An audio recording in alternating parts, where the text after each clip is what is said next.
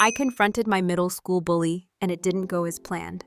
My hands were actually shaking when I saw Marcus's name pop up in the People You May Know section. Same guy who made my entire middle school existence a living hell. The one who called me crater face every single day for 3 years. Who once dumped a full carton of chocolate milk over my head in front of the entire cafeteria. I still have a scar on my knuckle from the time he slammed my hand in a locker. I'd been in therapy for 2 years, specifically working through what that period did to me. My therapist kept saying closure was something I had to create for myself. But honestly, I wanted to create it directly in his face. I sent the message, typed and deleted it 4 times, then just hit send before I could stop myself. Hey, this is probably weird, but I think we need to talk about middle school. He replied in like 10 minutes. Said he'd been waiting for this message for years. We met at a coffee shop near his apartment. I had a whole speech prepared. Bullet points, honestly, I was going to be calm and devastating, you know?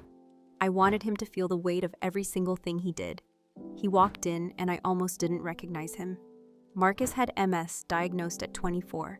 He walked with a cane and his left hand had a visible tremor. He looked exhausted in a way that went past just being tired.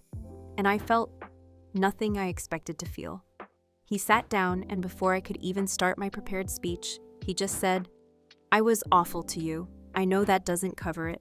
But I was being beaten at home every night, and you were the one kid who seemed to have everything I didn't. That's not an excuse.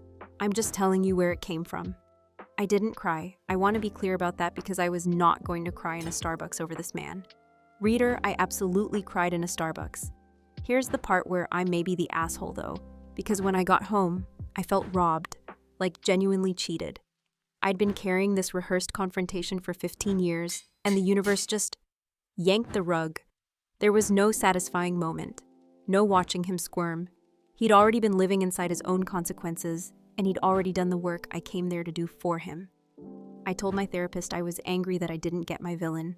She said, "You didn't lose your story, you just found out it was more complicated than you needed it to be." Which, fine, whatever, she's annoyingly good at her job. Marcus and I aren't friends, we're not going to be, but I texted him once more after, said I heard him, and that I hope things got easier. He said the same back. "I still think about the chocolate milk sometimes. I'm allowed to."